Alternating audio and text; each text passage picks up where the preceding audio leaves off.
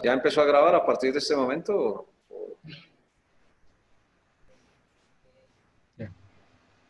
Listo. Bueno, entonces en nuestro desarrollo de la tutoría de historia de la Iglesia del Señor Jesucristo, que el texto principal que estamos utilizando tiene como título Los Bautistas a través de los siglos, pues nos dan a nosotros suficientes elementos para mirar cómo hacia el siglo XIV, XV, XVI, más exactamente, pues había tanto en Europa como en las zonas aledañas un grupo de congregaciones que pues recibían diferentes nombres, pero que conservaban la autoridad de la Iglesia de Cristo desde que Él la estableció, y eso se demostró pues a través de las doctrinas esenciales, fundamentales, o para usar un término totalmente bíblico, la sana doctrina. De la iglesia en Roma se originaron en los primeros siglos un grupo de iglesias que fueron llamadas montanistas, por ejemplo. Otros fueron llamados novacianos. De los novacianos se pudo proyectar hacia los valdenses, aproximadamente en el primer milenio, y ya empezando el segundo milenio, cuando en Europa estaban organizándose las cruzadas para tratar de recuperar a Jerusalén del dominio militar, político y religioso de los musulmanes, las iglesias de Cristo continuaban predicando el evangelio con el nombre de valdenses. De los valdenses, pues originaron un grupo de congregaciones tanto en Francia como en el norte de Italia, y luego hacia lo que hoy en día conocemos como Suiza, Alemania y Holanda, es decir, un poco más hacia el norte y también hacia el oriente del continente europeo. Algunas de esas congregaciones eran llamadas anabautistas, haciendo una recapitulación, porque les adjudicaban el apodo de rebautizadores, pero realmente las iglesias de Cristo nunca han rebautizado. Siempre se ha bautizado correctamente, que es otra cosa. Eso llevó a que hubiese muchísima oposición y obviamente persecución. Ya hacia los siglos entonces XV y XVI, e inclusive algo del XVII, pues se empezó a proyectar la reforma protestante. Recordemos que Lutero organiza su iglesia hacia el año 1525, es decir, siglo XVI. Calvino y Zwinglio organizaron sus iglesias en Suiza entre 1541 y 1560. En pleno siglo XVI, esas congregaciones organizadas por Calvino, Zwinglio y Lutero, pues coincidían en la sana doctrina en lo que tiene que ver con el arrepentimiento y la fe para salvación, coincidían en lo que tiene que ver con la Biblia exclusivamente como fuente de revelación escrita de Dios, de inspiración, mejor, revelación, inspiración e iluminación. Por eso el capítulo número 29 que alcanzamos a mencionar en el miércoles inmediatamente anterior, pues tiene elementos estrictamente históricos. Nunca las iglesias de Cristo se unieron con los luteranos, ni tampoco los luteranos quisieron unirse con las iglesias de Cristo, mucho menos las iglesias establecidas por los calvinistas y mucho menos las demás congregaciones que salían del catolicismo romano.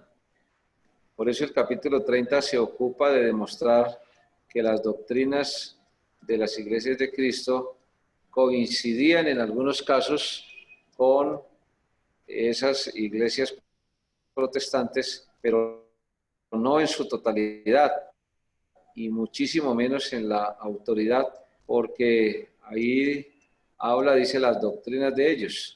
Antes quisiera hacer una muy breve mención a los textos de 2 de Juan, versículos 10 y 11, y Romanos 16, 17. Si alguno viene a vosotros y no trae esta doctrina, no lo recibáis en casa, o sea, la sana doctrina, ni le digáis bienvenido.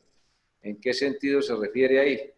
No se refiere de que debemos ser personas hostiles o personas que no tengamos una relación básica con otras personas que tengan otro tipo de creencias, porque de lo contrario, pues no podríamos predicarles. Lo que se refiere es a que no patrocinemos el desarrollo de esas doctrinas. ¿Por qué? Porque en ese momento, cuando se escribe esa carta, había muchos predicadores itinerantes que llegaban a hospedarse en los hogares de los hermanos creyentes en Cristo a buscar, como se dice hoy en día, patrocinio, respaldo. Es decir, no solamente alimentación, no solamente vivienda, sino también respaldo económico y además, pues respaldo en la parte doctrinal. Uno puede en determinado momento ser hospitalario, puede brindar un alimento, puede brindar un hospedaje temporalmente, sin patrocinar el desarrollo de esos errores doctrinales. Es decir, no colaborar en la expansión del error, no patrocinar la destrucción de la sana doctrina. A eso es lo que se refiere el texto, que no le recibáis en casa ni le diga bienvenido. O sea, no lo recibáis significa no lo tenga un tiempo excesivamente prolongado, ¿sí? No lo patrocine en sus errores, ni le diga bienvenido en el sentido de que voy a ayudarle a predicar sus falsas enseñanzas, ¿sí? Porque el que le dice bienvenido comunica, o sea, patrocina destrucción, ¿sí? Una cosa es ser hospitalario y otra cosa es patrocinar los errores que enseñan, ¿sí? Proveer ofrendas, acompañarlos, patrocinarlos en todo sentido. Os ruego, hermanos, dice Romanos 16, 17, que miréis a los que causan disensiones, ¿sí? Y escándalos contra la doctrina, ¿sí? Una cosa es presentar diferentes sentires, ¿sí? Para poder hacer aclaraciones. O sea, la disensión es una manera de percibir la doctrina, pero cuando ya el Espíritu de Dios con su palabra me ayuda a reconocer lo que es real, entonces ya tengo que acogerme a la sana doctrina, ¿sí? Pero hay personas que causan escándalos, disensiones, que llevan a divisiones contra la doctrina que habréis aprendido, ¿sí? Apartados de ellos. Ahí la palabra apartar significa disciplina, separación, ¿sí? Entonces, dice ahí que cuando hablamos acerca de las doctrinas de los anabautistas, o sea, de los llamados anabautistas, hay que hacer la aclaración de estos lugares. No estamos hablando acerca de todas las clases que llevaron este nombre, porque todos los que rechazaron el bautismo infantil fueron llamados anabautistas, cuando en realidad algunos de ellos no fueron bautistas ni practicaron sus doctrinas. Por ejemplo, los munsteristas rechazaban el bautismo infantil, pero en ninguna manera se puede clasificar como bautistas porque no lo son.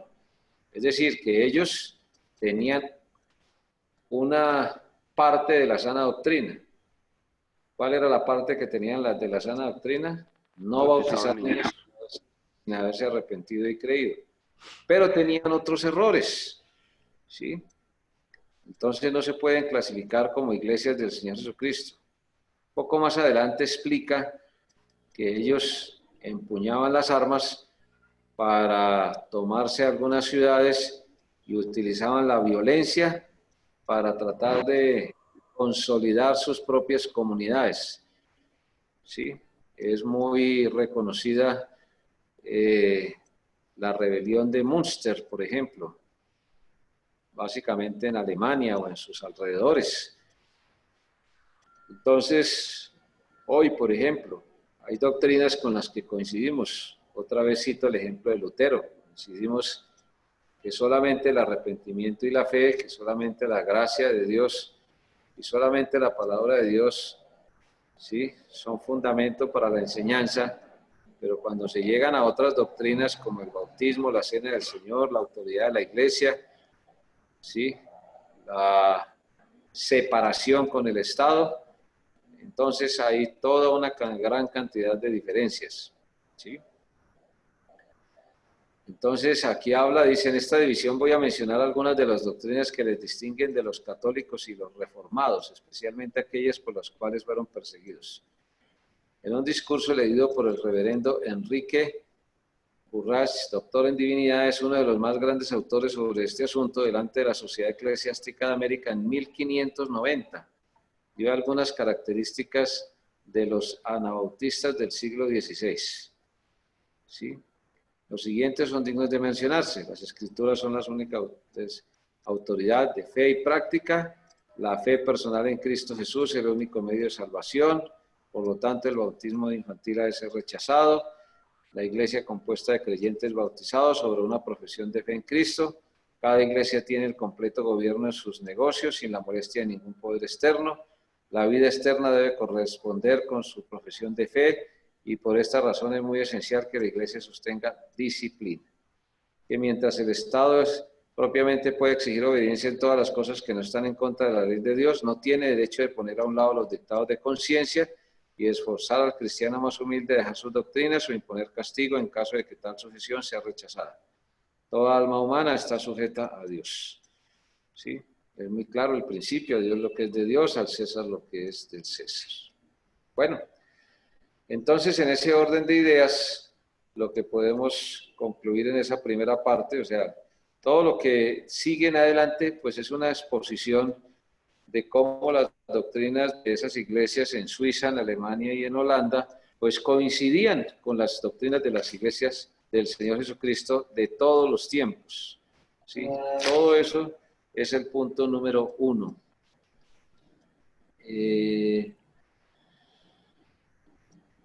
Podemos avanzar un poco. Ahí todo eso habla de la disciplina.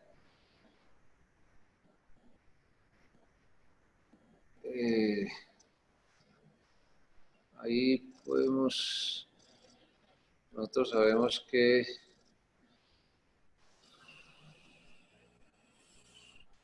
si quiere lo puede subir un poquito, por favor.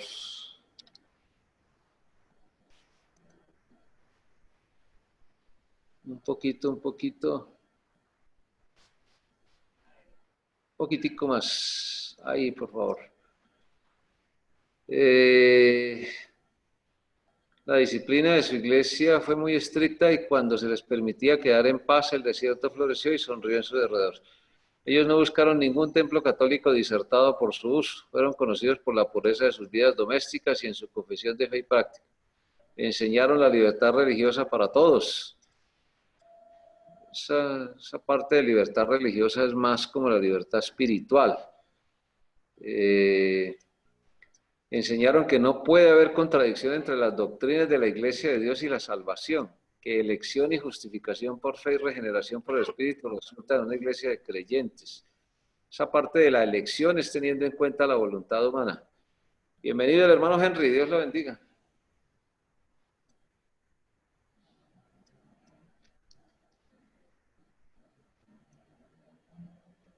Hermanos, ¿sí me ¿Cómo está, escucha? hermano? Sí, señor, lo escuchamos. Pastor, ¿cómo está? Buenas noches. Buenas noches, hermano Henry. Buenas noches para todos. Bendiga. Amén. Gracias, igualmente. Qué pena que estábamos bregando a entrar, pero no podíamos. Bueno, ya están adentro, hermano. Bueno, bienvenidos, bienvenidos. Bienvenido. Gracias, pastor. Gracias, hermano. Bueno, entonces, en este siglo XVI, ¿sí? Este capítulo 30, ¿sí? Muestra un ángulo muy importante de lo que tiene que ver con la manera como la Iglesia de Cristo fue permaneciendo. El catolicismo romano, desde que se fue estableciendo, pues se opuso seriamente y hubo momentos de persecución, los que hemos estudiado ahí anteriormente, ¿sí? Y aparecen ahora otros adversarios doctrinales de las iglesias del Señor Jesucristo. ¿Sí? Los que salieron del catolicismo, pues tomaron una parte de la sana doctrina, pero desconocieron otros principios esenciales. ¿Sí? Entonces, por eso, cuando se bautizaba correctamente, pues la Iglesia de Cristo fue atacada, pues a veces inclusive con violencia, por aplicar la doctrina correctamente del bautismo. Y cuando estos predicadores, que pues obviamente tuvieron gran impacto, Lutero, Calvino y Zwinglio, pues ellos, en lugar de añadirse a una iglesia de Cristo y participar en el trabajo, lo que hicieron fue tristemente apartarse y formar sus propias congregaciones, ¿sí? Entonces, por eso dice ahí que la disciplina de la iglesia fue muy estricta, dice un poco adelante, ¿sí? Bienvenida, hermana Gina, bienvenida, Dios le bendiga.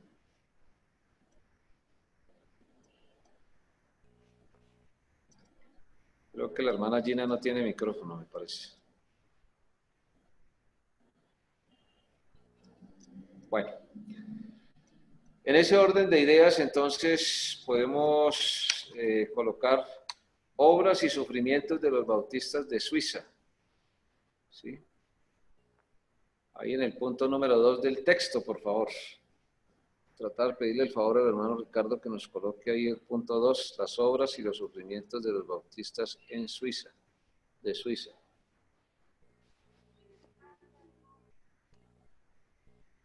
Un poco más abajo. Ahí, ahí. Subamos un poquito, por favor.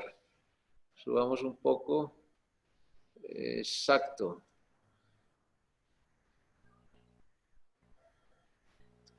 Es mejor ir a la prisión, no ser colgado en un árbol con una conciencia buena, que vivir en la gloria del rey Salomón con una conciencia destruida por las manos de los hombres.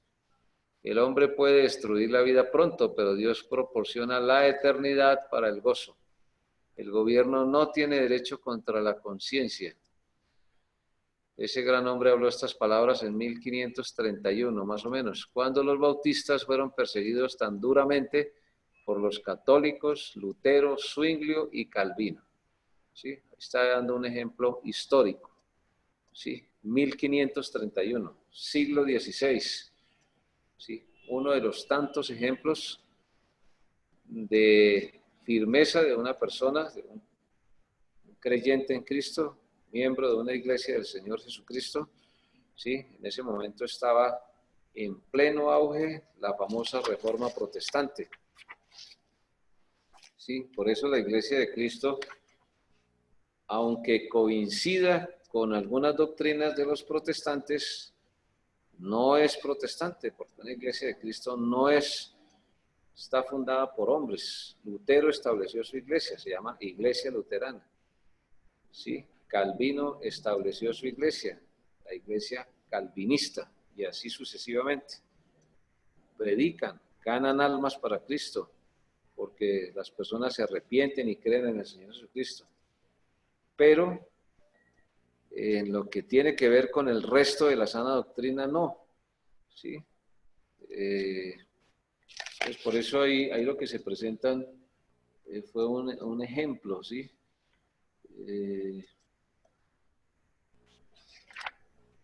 Un ejemplo de la manera como pues fue atacada la Iglesia de Cristo también por los reformadores protestantes, ¿sí?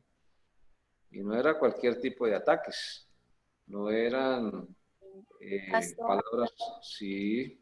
Buenas noches, pastor, hermanos. Buenas noches, hermano Sandra. Buenas noches. Pastor, ¿cuál sería de pronto un ejemplo como actual de esos ataques hacia la Iglesia de Cristo por parte de los reformadores? Los ataques hoy en día son más, bueno, en nuestro medio, ¿no? En nuestro medio los ataques son más doctrinales. Se han introducido dentro de las congregaciones personas que quieren enseñar, por ejemplo, la doctrina de la salvación sin tener en cuenta la voluntad humana, o sea, la doctrina de la predestinación.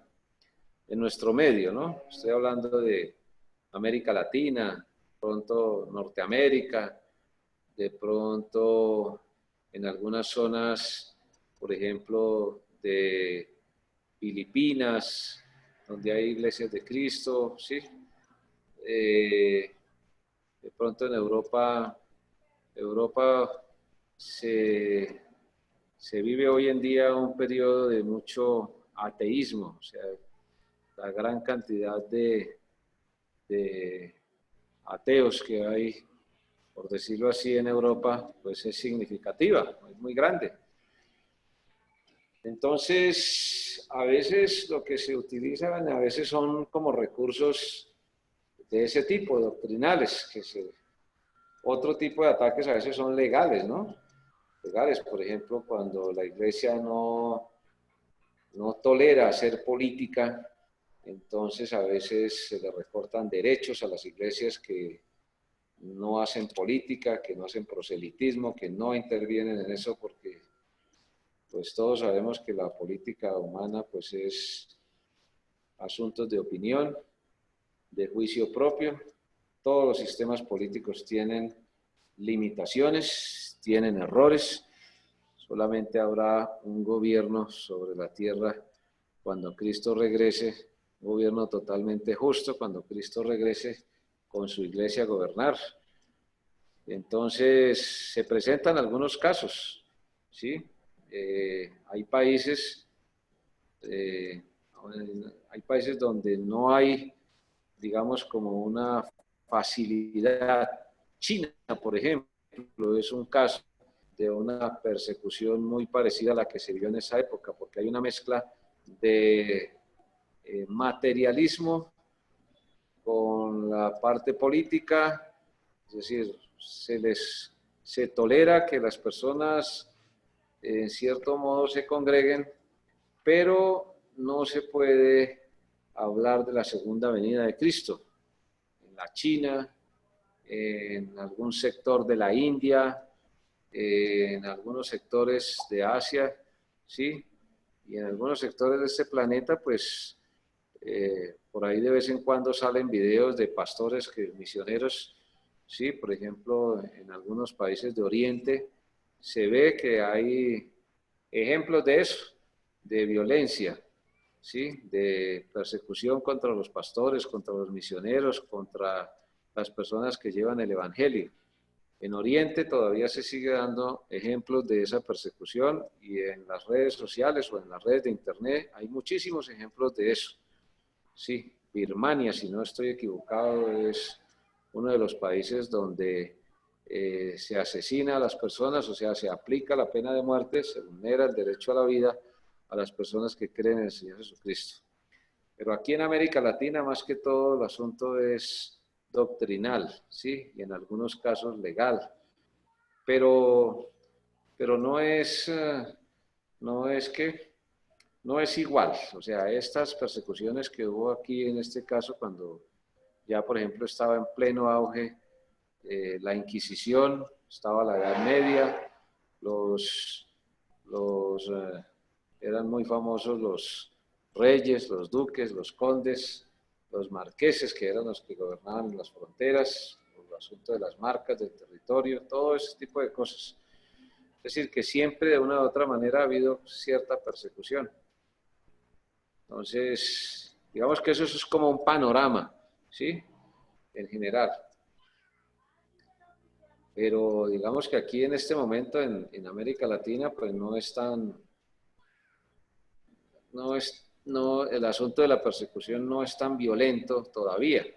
Se espera que hacia el futuro, pues proféticamente nosotros sabemos que tribulación y gran tribulación, pues van a ser épocas de gran persecución, pero antes pues la iglesia será llevada, ¿no?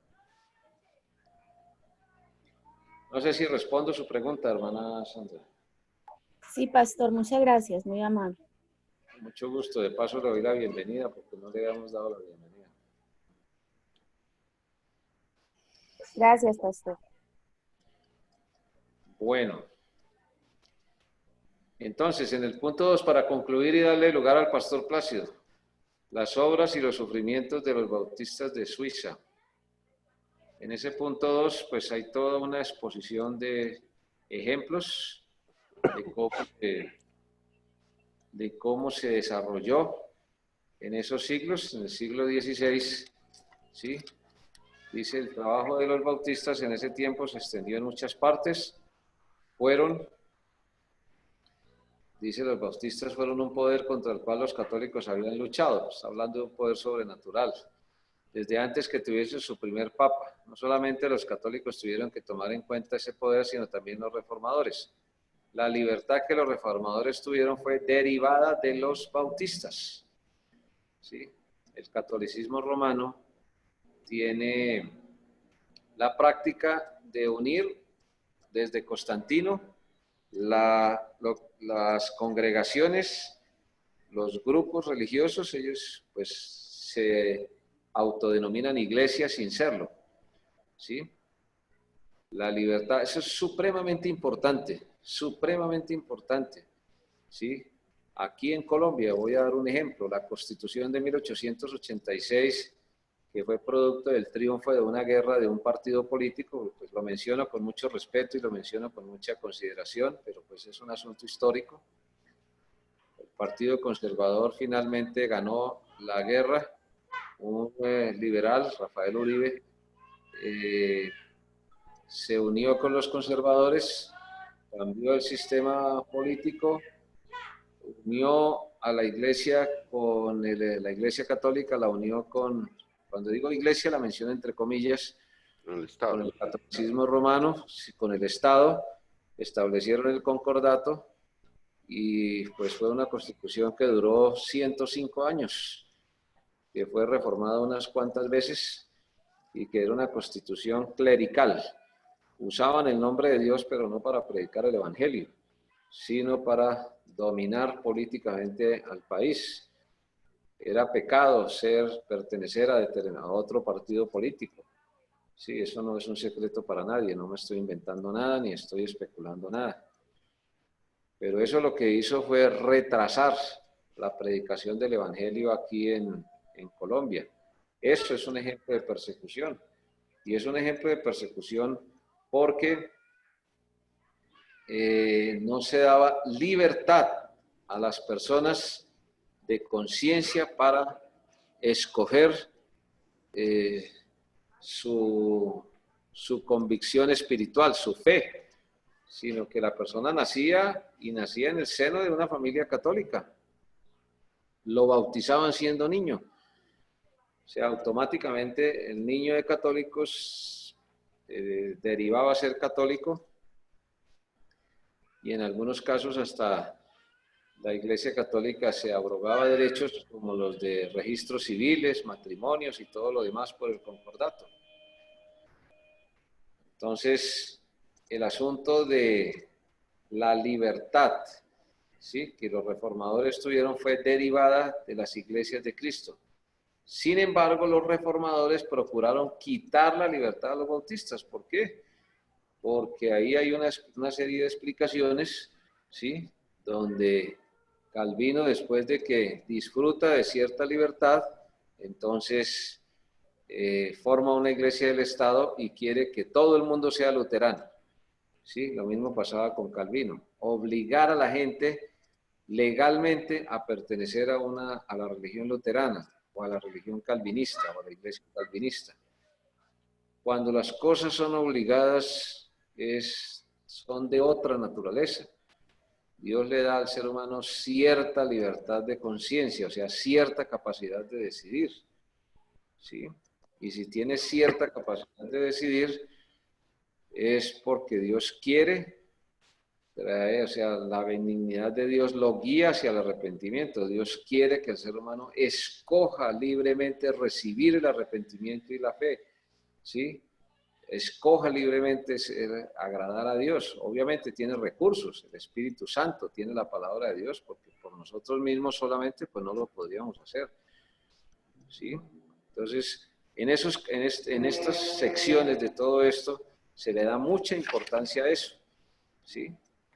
No hay, o sea, no hay justificación para manipular a nadie a recibir a Cristo o a unirse a una iglesia del Señor Jesucristo o a unir la iglesia del Señor Jesucristo con el Estado. No, eso es totalmente opuesto a lo que Dios enseña en su palabra. Cristo dice, conoceréis la verdad y la verdad os hará libres, ¿cierto? Y entonces, ahí encontramos también todos esos ejemplos. Bueno, tristemente el tiempo se me agotó. Voy a dar lugar al pastor Plácido porque le estoy quitando demasiado tiempo. Gracias, pastor.